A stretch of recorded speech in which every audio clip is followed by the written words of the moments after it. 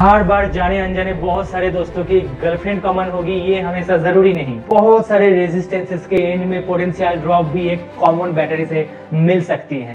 Now let's talk about parallel combination. जब भी बहुत सारे रेजिस्टेंस को ना एक ही कॉमन बैटरी या कॉमन पोटेंशियल ड्रॉप के साथ कनेक्ट किया जाएगी, तब हम उसको कहेंगे कि पैरेलल कॉम्बिनेशन। जैसे कि तुम देख सकते हो कि for this case we have taken 3 resistors R1, R2 and R3। हाँ, ये कुछ भी टाइप्स बाल्ब भी हो सकती है और किसी भी टाइप्स ऑफ इलेक्ट्रिकल अप्लायंसेस भी हो सकती है। यू नो, शायद हमारे डोमेस्टिक सर्किट में जितने भी सारे अप्लायंसेस होते हैं ना, पंखा, लाइट, एसी, फ्रीज, गीजर, वो पैरेलल कॉम्बिनेशन में रहती है, सीरीज में नहीं मेरे दोस्त। तो कुछ नहीं है तो सबके लिए देखो क्या है, वोल्टेज सेम है, देखो ना। इसीलिए तुम्हें शायद पता होगा किसी भी इलेक्ट्रिकल अप्लायंस के बॉडी पे ये लिखा होता है 220 वोल्ट, मतलब वो हार्ड एक अप्लायंसेस पैरेलल कॉम्बिनेशन में रहती है। और पैरेलल कॉम्बिनेशन का खासियत क्या पता है, सबके लिए ड्रॉप या बैटरी सेम है। देखो R1 भाई साहब क्या बोलेगी, नहीं नहीं मेरे एंड में कौन है, बैटरी भी बैटरी है। R2 भी क्या कहेगी, नहीं मेरे एंड में भी कौन है, भी है। R3 भाई साहब भी क्या कहेगी, नहीं नहीं मेरे एंड में भी क्या है, भी है। तो इसका मतलब इसमें अलग अलग वैसा ही सीरीज जैसा नहीं होगी V1 plus V2 plus V2। इनमें तो भाई साहब ड्रॉप बराबर है। तो जब भी 2 या 3 रेजिस्टेंसेस के लिए n बराबर होगी तो समझ लेना ड्रॉप क्या है, बराबर है। तो इसमें हो क्या रहा है ये हम देखेंगे। तो वही हम करेंगे। क्या करते हैं, क्या पता है हमें नेगेटिव टर्मिनल होती है, ये होती है पॉजिटिव टर्मिनल। करंट, हाँ करंट हमेशा क्या करती है, पॉजिटिव टर्मिनल से निकलती है एंड फाइनली घूम फिर के कहां पे पहुंच जाती है, नेगेटिव टर्मिनल तक पहुंच जाती है। चलो तो करंट को निकलते हैं हम पॉजिटिव टर्मिनल से। तो ठीक है, इस पॉइंट तक तो एक ही रास्ता था, तो आई करंट आया, आई करंट आया, आई करंट आया। बाट रुको जरा, सब्र करो। देखो इस पॉइंट में आने के बाद करंट भाई साहब के सामने क्या हो गया, करंट भाई साहब के सामने 3 रास्ता वैसे दिख गया। तो वो क्या करेगा, ऐसा नहीं किसी एक को ज्यादा प्रेफरेंस देगा तो उसके थ्रू चला जाएगा। अब करंट खुद को 3 हिस्से में बांट लेगा। मतलब ऐसा भी नहीं कि, ऐसा मत सोचो कि अगर करंट 30 तो इसमें 10, इसमें 10, इसमें 10, ऐसे नहीं होगी मेरे दोस्त। हाँ ये होगी कब, जब भी रेजिस्टेंसेस के वैल्यू सेम रहेगी। मान लो हार्ड एक रेजिस्टेंस 2 ओम 2 ओम 2 ओम, तब क्या होगी, अगर 30 एम्पियर करंट है तो इसमें भी 10, इसमें भी 10, इसमें भी 10, और 2 रेजिस्टेंस बराबर होगी तो आधा आधा हिस्सा में बांट जाएगी, यानी 15 एम्पियर इस तरफ और 15 एम्पियर इस तरफ। बट हमेशा रेजिस्टेंसेस बराबर होगी ये जरूरी नहीं है। जैसे कि मान लो मैंने अलग अलग लिया, R1 ये अलग रेजिस्टेंस, R2 अलग रेजिस्टेंस, R3 अलग रेजिस्टेंस, तो इसमें क्या होगी, करंट अलग अलग हिस्से में बांट जाएगी। इसका मतलब मेरे दोस्त, मान लो कि इस ब्रांच में गया I1 करंट, इस ब्रांच में गया I2 करंट एंड इस ब्रांच में गया I3 करंट। तो इस पॉइंट में आने के बाद क्या हुआ, टोटल करंट I खुद को क्या किया, स्प्लिट अप कर ली, 3 अलग अलग हिस्से में स्प्लिट अप कर लिया टोटल करंट। और ठीक है चलो, तो R1 रेजिस्टेंसेस के थ्रू I1 करंट आया, तो इसमें भी I1 करंट पहुंच गया, इसके थ्रू भी I2 करंट बह के इस पॉइंट में I2 करंट आ गया, I3 करंट बह के इसमें हुआ क्या, I3 करंट पहुंच गया।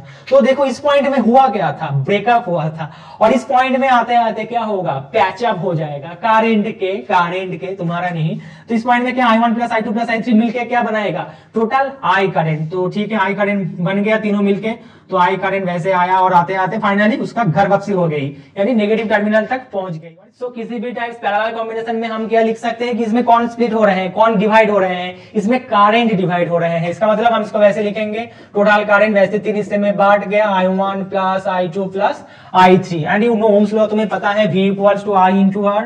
तो हम I को कैसे लिख सकते हैं, V बाई R।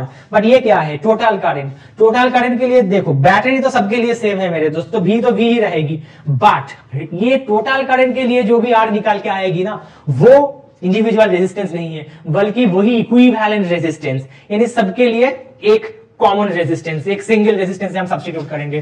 तो टोटल करंट को हम जब लिखेंगे ना, I equals to V by R, और इसमें जो R होगी ना, ये R1 भी नहीं है, R2 भी नहीं है, R3 भी नहीं है, बल्कि इनका इक्विवेलेंट, समझ रहे हो।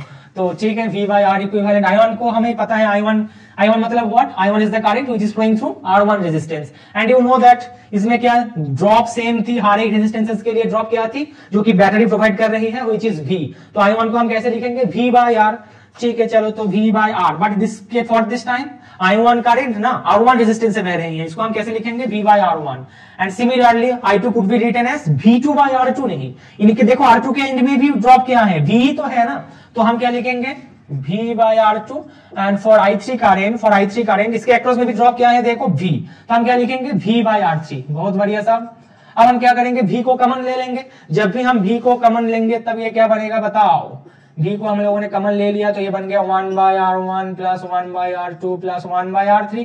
और इस तरफ कौन था, V बाई आर इक्विवेलेंट। बहुत बढ़िया सब, V ने V को मार दिया तो आंसर क्या निकल के आया, 1 by R equivalent equals to 1 by R one plus 1 by R two plus 1 by R three. मतलब पैरेलल कॉम्बिनेशन में ना अगर हमें इक्विवेलेंट रेजिस्टेंस कैलकुलेट करनी है तो हम क्या करेंगे, साम नहीं, रेसिप्रोकल ऑफ इंडिविजुअल रेजिस्टेंसेस को साम करेंगे। डायरेक्टली सम किसमें करते थे हम, सीरीज कॉम्बिनेशन में। और पैरेलल कॉम्बिनेशन में इक्विवेलेंट रेजिस्टेंस को कैसे कैलकुलेट करेंगे, सम ऑफ द रेसिप्रोकल करके। समझ रहे हो।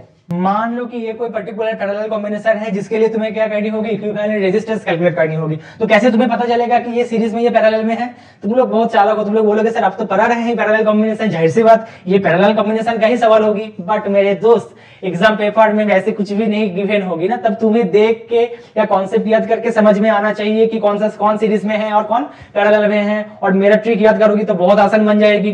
करंट सेम तो सीरीज कॉम्बिनेशन, एंड सेम तो पैरेलल कॉम्बिनेशन, इजंट इट। चलो तो हम देखते हैं, करंट को बाहर निकाला पॉजिटिव टर्मिनल से, ठीक है बहुत बढ़िया सब। इस पॉइंट में आया आई करंट, ठीक है बहुत बढ़िया। तो देखो इसमें क्या I1 करंट, तो करंट स्प्लिट अप हो रही है ना, करंट स्प्लिट अप हो गया। और देखो इन तीनों रेजिस्टेंसेस के लिए ना एंड बराबर है। किसी तुम्हें शायद नहीं लग सकते सर, आपको कैसे पता चला एंड बराबर है। तो देखो ना ये, इसको अगर मैं कंडक्टिंग वायर है ना तो उसको मैं कैसे बनाऊं, इसका कोई फर्क हमें देखने को लिए नहीं मिलेगा। हम इस प्रकार से भी उसको बना सकते हैं। तो इन तीनों रेजिस्टेंस के लिए क्या देखो, करंट बराबर नहीं, एंड बराबर है। और एंड बराबर होने का मतलब ड्रॉप सेम है। तो हम क्या कहेंगे कि ये तीनों रेजिस्टेंसेस पैरेलल कॉम्बिनेशन में है। नो पैरेलल कॉम्बिनेशन में इक्विवेलेंट को कैसे कैलकुलेट किया जाता है, सम ऑफ द रेसिप्रोकल। और इसमें कौन कौन है रेजिस्टर, 2, 3 एंड 6। तो कैसे लिखेंगे, 1/2 प्लस 1/3 प्लस 1/6। एलसीएम करेंगे तो 6 होगी, 2 3 जा, 3 2 जा, 6 1 जा, तो 6/6 छम्मा छम्मा, तो क्या आया 1। तो इसको भी अगर हम पलट देंगे तो देखो इसमें बहुत लोग गलती कर लेते हैं, डायरेक्टली लिख देते हैं 1, बहुत बढ़िया। बट ये गलत मेरे दोस्त, क्योंकि आंसर क्या आया, 1 by R equivalent equals to 1। हर बार 1 आंसर आएगी ये जरूरी नहीं है। मान लो आंसर आया 5 और तुम लोगों ने डायरेक्टली बोल दिया ठीक है चलो 5, गलत है। क्योंकि 1 बाई आर इक्विवेलेंट का आंसर क्या था, 5।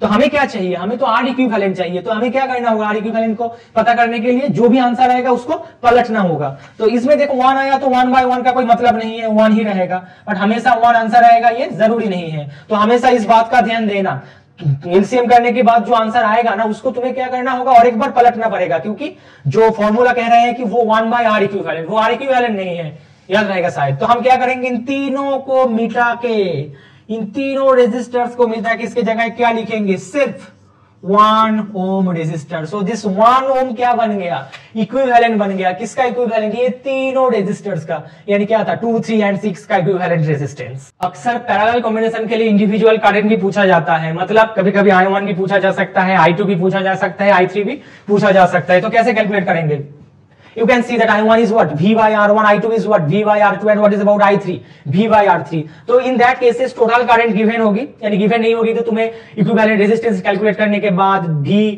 Equals to I into R, इसके जरिए तुम लोग पहले क्या करोगे, टोटल करंट को निकाल लोगे। और टोटल करंट निकालने के बाद हम क्या कर सकते हैं, इंडिविजुअल करंट भी कैलकुलेट कर सकते हैं। इसका मतलब देखो ये जो इंडिविजुअल करंट, फॉर मतलब इसमें I1 क्या होगी बोलो सर। I1 तो बहुत आसान है, V by R1, I have already did this. I2 क्या होगी, V by R2, I3 क्या होगी, V by R3। अगर हम इसको रेशियो कैलकुलेट करेंगे, मतलब I1 is to I2 is to I3, तो ये क्या निकाल के आएगी, देखो ना सबके लिए क्या V सेम है ना। तो अगर हम इसको इक्वल करेंगे तो ये बनेगी V by R1 is to V by R2 is to V by R3। तो ये आएगी 1 by R1 is to 1 by R2 is to 1 by R3। ये याद रख लेना। तो पैरेलल कॉम्बिनेशन में क्या होती है, ratio of the individual current ना रेसिप्रोकल ऑफ द रेजिस्टेंसेस के साथ रेशियो में रहती है, ठीक है। मान लो कि तुम्हें इस पर्टिकुलर सवाल के लिए इंडिविजुअल करंट भी कैलकुलेट करनी है, मतलब I1, I2 और I3 भी कैलकुलेट करनी है, तब तुम कैसे करोगे, देखो ये बहुत इंपॉर्टेंट कॉन्सेप्ट है। तो सबसे पहले तो ऑलरेडी हम लोगों ने क्या आर इक्विवेलेंट को कैलकुलेट कर लिए हैं, व्हिच इज 1 ओम।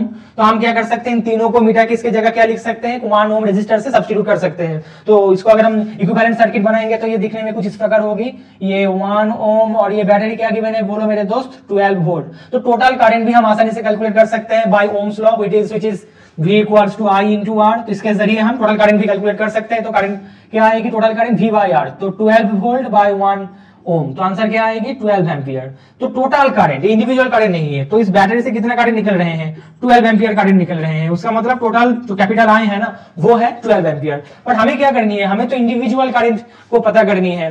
और इस केस में तुम लोग देख रहे हो कि अलग अलग रेजिस्टर है, तो ये तुम नहीं बोल सकते हो कि 12 है सेट तो 444 नहीं होगी। कब होगी 444? जब भी 3 रेजिस्टेंसेस इक्वल होगी। मतलब मान लो ये भी 2 ओम, ये भी 2 ओम, ये भी 2 ओम, इन दैट केस क्या होगी, करंट इक्वल हिस्सा में खुद को बांट लेगी। बट इसमें तो वैसा कुछ है नहीं, तो हमें क्या करनी है, हमें एक चीज दिख गया साफ साफ कि I1 जो है ना, इसके एंड में क्या है, देखो सबके लिए एंड बराबर है ना। देखो I1 के लिए भी एंड बराबर है, I2 के लिए भी एंड बराबर है, I3 के लिए भी एंड बराबर है। तो एंड बराबर होने की मतलब क्या है, पोटेंशियल ड्रॉप भी बराबर होगी। And for this case which is what, 12 volt. तो हम I1 को कैसे लिखेंगे, I1 क्या होगी, V by R1, isn't it? तो V क्या होगी इसमें, 12 by R1 क्या है बोलो, 2। बहुत बढ़िया। I2 क्या होगी बोलो, V by R2, V क्या है इसमें 12, R2 क्या है 3। And what is about I3, V by R3, V क्या है 12 ही है, R3 क्या है बताओ 6। तो I3 होगी 2 एम्पियर, I1 होगी 6 ampere and this is 4 ampere. तुम चाहो तो इसको क्रॉस चेक भी कर सकते हो। अगर मैंने I1 I2 I3 को ऐड करेंगे ना, ऐड करूंगा तो क्या आएगा, 6 + 4 10 + 2 which is 12 ampere. And battery से टोटल करंट क्या था, निकलने वाला करंट था 12 एम्पियर। मतलब परफेक्ट मैच हो गया, यानी बैटरी से जितना भी टोटल करंट निकल रहे थे वो इक्वल होगी किसके साथ, सम ऑफ द इंडिविजुअल करंट, यानी I1 + I2 + I3 must be equal with the total current which is emerging from the battery. और एक तरीका है इंडिविजुअल करंट को पता करने का, हम कैसे करेंगे, देखो हमें मान लो रेशियो के रूप में हम कर सकते हैं I1 = I2 = I3। इसको हम कैसे लिखेंगे, देखो ना, I1 क्या था V by R1, I2 क्या था V by R2, I3 क्या था V by R3। अगर हम इसको रेशियो के रूप में लिखेंगे तो I1 क्या बनेगा, V by R1 = V by R2 = V by R3। तो V को छम्मा छम्मा कर, तो कैंसिल आउट कर, तो ये बनेगा 1 by R1 = 1 by R2 = 1 by R3। तो तुम क्या कर सकते हो, अगर एग्जाम में जाहिर सी बात डेटा गिवन रहेगी, R1 R2 R3 की वैल्यू गिवन होगी, तो वैल्यू को डाल देना, उसके बाद उसको एलसीएम करके मल्टीप्लाई कर देना, और मल्टीप्लाई करने के बाद क्या होगी, मान लो मैं एग्जाम्पल के तौर में ले रहा हूं ऐसा कुछ, मान लो कि ये R1 जो है ना, ये 1/2, R2 जो है ये 3 है, और R3 जो है ये मान लो 6 है। तो हम इसको कैसे सॉल्व करेंगे, तो रेशियो क्या निकल के आएगा, हम क्या करेंगे, एलसीएम से इसको मल्टीप्लाई करेंगे, क्योंकि ये दिखने में अच्छा नहीं लग रहा है ना, तो न्यूमरेटर में लाना होगा उसको। तो 2 3 जा, तो रेशियो क्या आएगा, 3:2:6 के लिए क्या होगा 1। तो ratio of individual current I1 I2 I3 क्या होगी, 3:2:1। अब इन रेशियो से तुम्हें क्या करना है, टोटल करंट और एक्चुअल करंट को कैलकुलेट करना है। और उसको करेंगे कैसे, याद आ रहा है, पार्टनरशिप बिजनेस करे थे कभी, याद है क्या, दोनों दोस्त ने पैसा लगाया ये इस रेशियो में, at the end of the year इतना प्रॉफिट हुआ, तो बताओ किस दोस्त को कितना पैसा मिलेगा। वैसे ही हम करेंगे, मान लो कि हमें टोटल करंट गिवन है, पता है टोटल करंट, तो हम कैसे करेंगे, I1 को कैसे लिख पाएंगे, टोटल करंट इंटू I1 क्या है बोलो इसमें 3, तो 3/3 + 2 + 1। I2 क्या होगी, टोटल करंट इंटू I2 के लिए रेशियो क्या है बताओ, 2 है ना, तो 2/3 + 2 + 1। I3 क्या होगी, बहुत आसान है, इसमें I3 का रेशियो क्या है बताओ 1, तो 1/3 + 2 + 1। एंड जो इससे पहले जो सवाल लिया था ना, उसमें टोटल करंट क्या निकल के आया था, शायद 12 था। तो आंसर क्या होगी, 12 × 3/3 5 और 1 6, तो 6/2, तो आंसर आएगी क्या 6 एम्पियर। तो इसमें क्या बोलो 12 और 6/2 क्या आंसर आएगी 4 एम्पियर। और ये क्या होगी बोलो, कैपिटल I क्या था फॉर दैट प्रीवियस प्रॉब्लम, शायद ये 12 एम्पियर था, तुम लोग चेक कर लो एक बार। टोटल करंट 12 था, तो 12 × 1/6, 6×2 = 12। ओहो, देखो आंसर डिटो सेम आया। तो नॉर्मल तरीके से तुम कर सकते हो, और वैसे रेशियो लेके भी तुम कर सकते हो, दोनों एक ही बात है, कोई टेंशन वाली बात है नहीं। माई लाइफ माई रूल, सवाल को सॉल्व कैसे करेंगे ये मेरा मर्जी, क्या कहते हो।